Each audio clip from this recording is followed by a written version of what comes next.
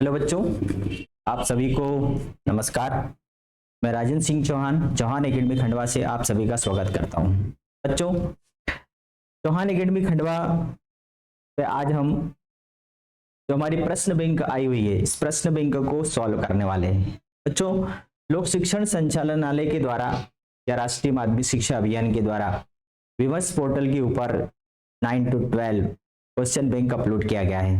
तो अभी हमारी जो 11th class 12th class commerce की हमारी क्लासेस है, तो उसमें जो 11th कॉमर्स में बिजनेस स्टडी की जो अप्रैल से जुलाई और अगस्त ऐसे हर एक मंथ की क्वेश्चन बैंक गवर्नमेंट के द्वारा अपलोड की जा रही है। तो उसमें अप्रैल से जुलाई तक की जो क्वेश्चन बैंक है, उस क्वेश्चन बैंक में हम बिजनेस स्टडी के जो भी क्वेश्चन है उनको हल करने वाले हैं। तो देखिए, तो हमारी जो पहली यूनिट है उस पहली यूनिट को हम देखेंगे, और पहली यूनिट का नाम आप सभी को मालूम ही होगा, व्यापार, व्यवसाय और उद्योग, या फिर व्यवसाय, व्यापार और वाणिज्य, या व्यवसाय की प्रकृति और उद्देश्य। आपको पुस्तक में उसका नाम मिलेगा, व्यवसाय की प्रकृति और उद्देश्य।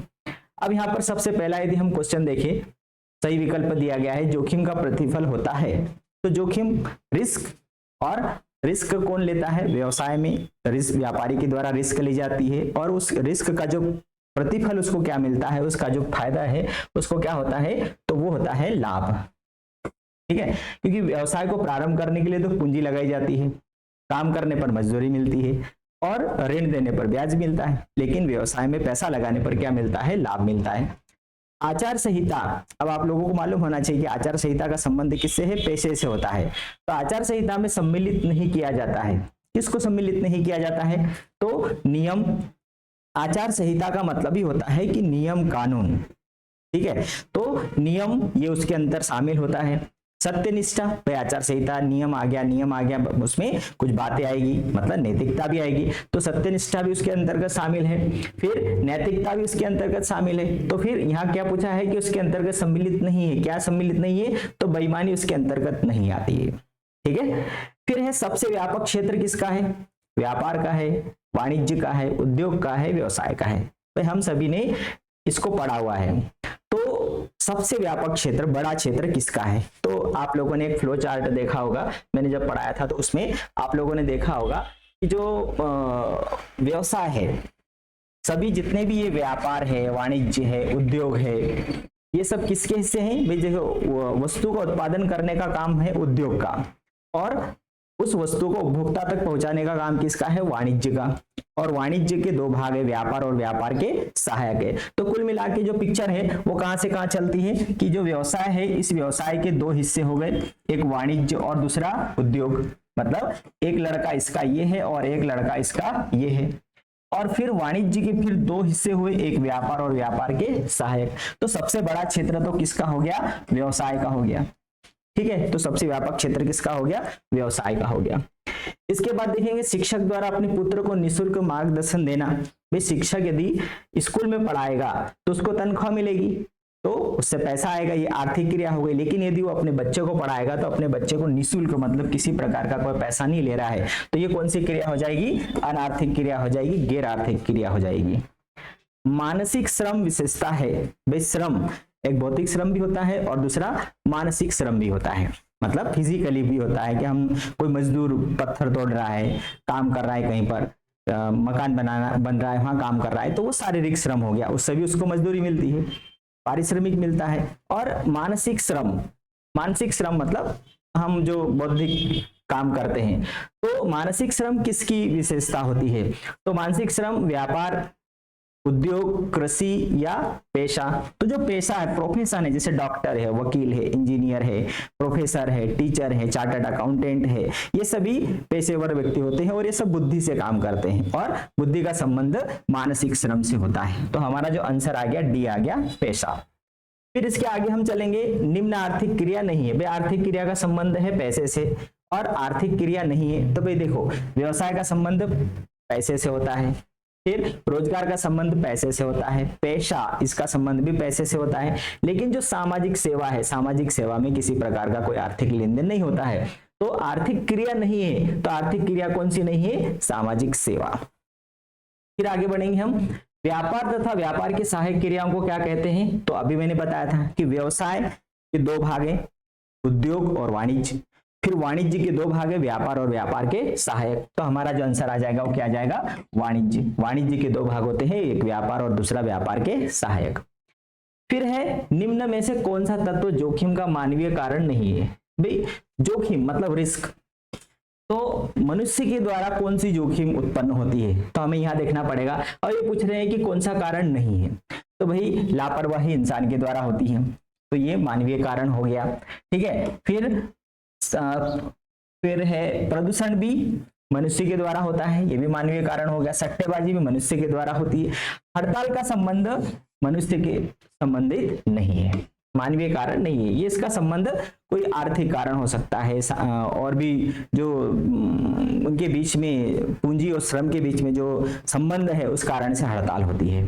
ठीक है, विदेशी व्यापार के कितने प्रकार होते हैं, तो आप सभी को मालूम होगा विदेशी व्यापार के प्रकार कितने होते हैं, 3 प्रकार के होते हैं। एक आयात व्यापार, दूसरा निर्यात व्यापार और तीसरा पुनर्निर्यात व्यापार। व्यवसायिक जोखिम उत्पन्न होने का कारण क्या है, भाई व्यवसाय में जो जोखिम होती है, रिस्क, हमेशा रिस्क का उत्पन्न होने का कारण क्या है, तो अनिश्चितता। भाई जोखिम किस में से आती है, अनिश्चितता में से आती है। ठीक है, आगे और बढ़ेंगे। निम्न में से कौन सी व्यापारिक गतिविधियां नहीं है। भाई व्यापार मतलब एक व्यक्ति अपने रेडियो सेट को बेचकर उस पर 50 रुपए का लाभ अर्जित करता है। एक परिवहन कंपनी का कार्य, भाई परिवहन कंपनी आ गई मतलब व्यापार आ गया, तो ये तो व्यावसायिक गतिविधि हो गई। एक विद्युत आपूर्ति करने वाली संस्था का कार्य, विद्युत आपूर्ति करने वाली संस्था, ये भी व्यवसाय करने वाली संस्था हो गई। रेस्टोरेंट में भोजन का पकाया जाना, ये भी एक व्यावसायिक क्रिया हो गई, रेस्टोरेंट में भोजन का पकाया जाना। ठीक है, अब यहाँ पर आ गया है कि एक व्यक्ति है वो अपने रेडियो सेट को बेचकर उस पर 50 रुपए का लाभ अर्जित करता है, तो वो एक ही बार अपना रेडियो सेट बेच रहा है। रेडियो सेट बेचने का उसका काम नहीं है। भाई व्यापार की हमने विशेषताएं देखी थी, कंटिन्यूटी मतलब लगातार क्रय विक्रय होना चाहिए। भाई मेरे पास मोबाइल है, अब पुराना हो गया तो मैं मेरे मोबाइल को बेच करके 1000 रुपए यदि कमाता हूँ, लाभ कमाता हूँ, तो ये व्यापार नहीं हुआ।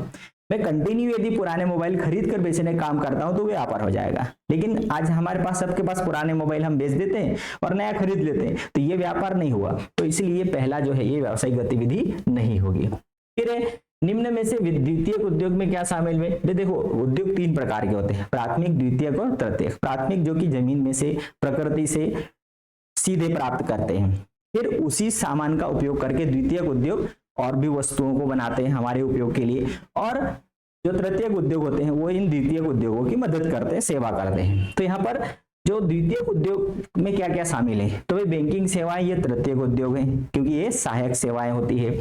फिर है परिवहन सेवाएं, ये भी सहायक सेवाएं हैं। फिर बीमा सेवाएं, ये भी सहायक सेवाएं। लेकिन इमारतों का निर्माण करना ये द्वितीयक उद्योग में आता है। अधोसंरचनात्मक उद्योग होते हैं इमारतों का निर्माण करना। वाणिज्य में क्या क्या शामिल है, तो वाणिज्य में क्या क्या शामिल है, अभी हमने थोड़ी देर पहले बताया था कि केवल वस्तुओं का क्रय तथा विक्रय, व्यवसाय तथा उद्योग, केवल व्यवसाय परंतु उद्योग नहीं, क्रय विक्रय एवं समस्त ऐसी गतिविधियां जो व्यापार में सहायक हो। तो भाई वाणिज्य के 2 भाग होते हैं। वाणिज्य के 2 प्रकार कौन कौन से हैं, व्यापार और व्यापार के सहायक। तो क्रय विक्रय और समस्त ऐसी गतिविधियां जो व्यापार में सहायक हो, तो इसका मतलब हमारा वाणिज्य का अर्थ क्या हो गया, क्रय विक्रय और समस्त ऐसी गतिविधियां जो व्यापार में सहायक हो। निम्न में से किसको व्यावसायिक संगठन के स्वरूप को निर्मित करने के संबंध में सर्वाधिक महत्वपूर्ण घटक माना जाना चाहिए। तो इसमें सबसे महत्वपूर्ण घटक कौन सा है व्यावसायिक संगठन के स्वरूप को निर्मित करने के संबंध में, तो व्यवसाय का चयन करना, व्यवसाय का विस्तार करना, वित्तीय मांग या फिर प्रवर्तन का क्षेत्र। तो व्यवसाय के संगठन के स्वरूप को निश्चित करने का जो सबसे बढ़िया है वो है प्रवर्तन का क्षेत्र। आपको उसका एरिया सिलेक्ट करना पड़ेगा। फिर है अगला है व्यवसाय का तात्पर्य निम्न में से किससे है। व्यवसाय किससे रिलेटेड है, वाणिज्य से रिलेटेड है, उद्योग तथा वाणिज्य से रिलेटेड है, व्यापार तथा वाणिज्य से रिलेटेड है, या वस्तुओं का विक्रय तथा क्रय से रिलेटेड है। तो यहाँ पर यदि हम देखेंगे तो व्यवसाय के 2 भाग हैं, एक उद्योग और दूसरा वाणिज्य। ठीक है, क्योंकि वस्तु का उत्पादन करने का काम उद्योग का है और उन वस्तुओं को उपभोक्ता तक पहुंचाने का काम वाणिज्य का है। तो ये व्यवसाय के 2 हिस्से हो गए। ठीक है, तो ये थे हमारे ऑब्जेक्टिव टाइप के क्वेश्चन। ठीक है, अब हम आगे चलेंगे रिक्त स्थानों की तरफ। तो रिक्त स्थान में सबसे पहला है कि लाभ का प्रतिफल क्या है। लाभ खालिस्तान का प्रतिफल है, तो लाभ किसका प्रतिफल है? जोखिम का प्रतिफल होता है लाभ। ठीक है, अभी हमने ऑब्जेक्टिव में भी देखा था कि जोखिम का प्रतिफल क्या है? लाभ है, पहला ही ऑब्जेक्टिव था। अब यहाँ उन्होंने पहला ही रिक्त स्थान दे दिया, लाभ किसका प्रतिफल है? तो जोखिम का। विदेशी व्यापार कितने प्रकार का होता है? तो 3 प्रकार का होता है, आयात, निर्यात और पुनर्निर्यात। पैसे में खालिस्तान ज्ञान की आवश्यकता होती है, विशिष्ट, भाई डॉक्टर, वकील, इंजीनियर ये विशिष्ट प्रकार का ज्ञान प्राप्त करते हैं। खालिस्तान में हस्तांतरण संभव नहीं है, भाई किसमें? साझेदारी में। कौन से व्यवसाय में हस्तांतरण संभव नहीं है? साझेदारी व्यवसाय में हस्तांतरण संभव नहीं है।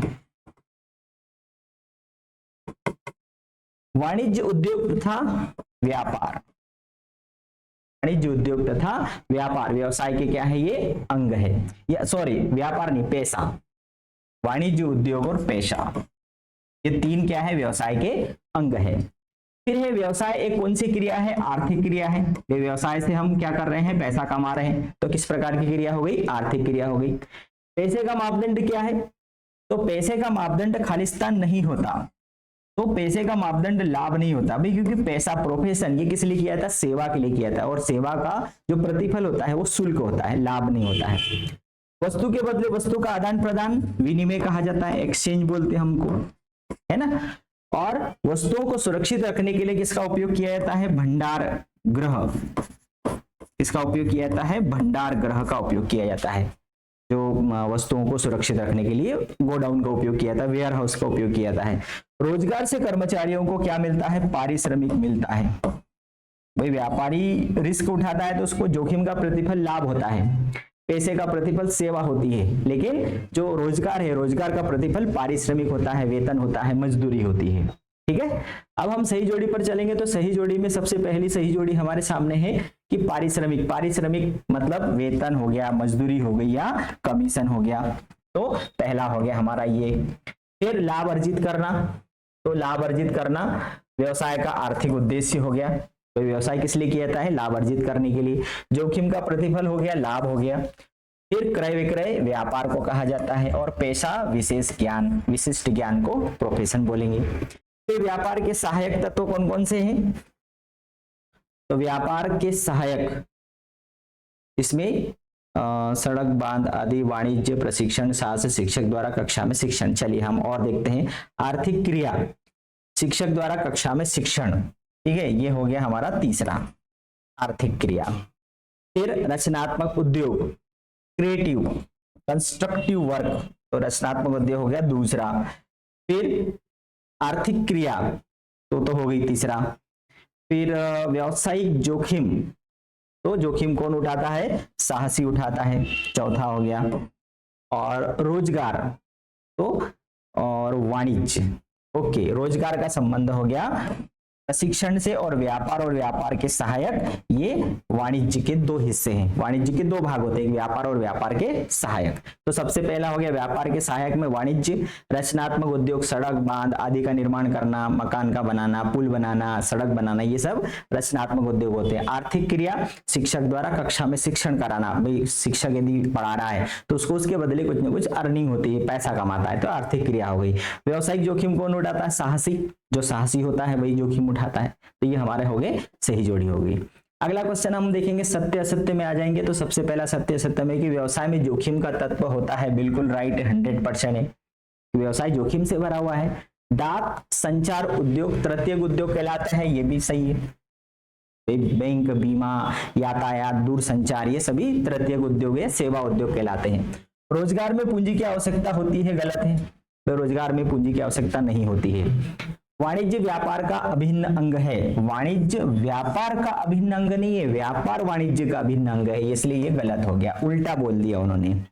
व्यवसाय में केवल आर्थिक क्रियाओं का समावेश है, बिल्कुल सही है, व्यवसाय केवल आर्थिक गतिविधि से रिलेटेड है।